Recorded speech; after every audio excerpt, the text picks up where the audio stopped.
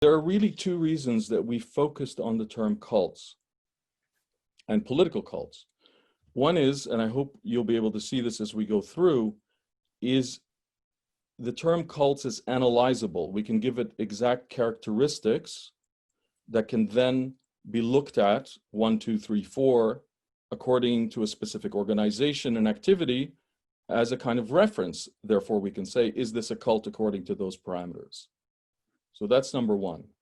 The other is frankly, and this relates to the logo of our organization, which is bringing humanity to politics.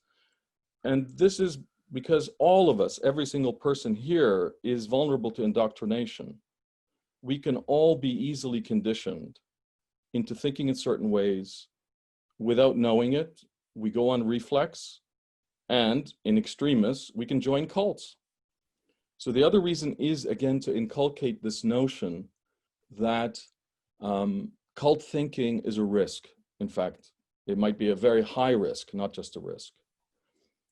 The final point I'll make before we start getting into it is that today's course, we're going to try to explain what are the characteristics of cults and how they're different from groups and what cult thinking is.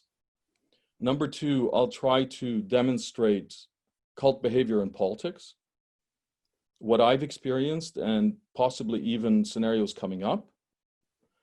Then we're going to take a break and take questions from you.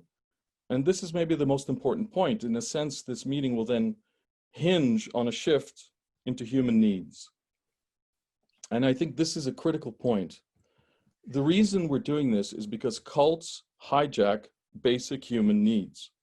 Most people aren't even aware that human needs are around, what they are exactly. I mean, we all have a need for water, for security, for material things. That we know very clearly.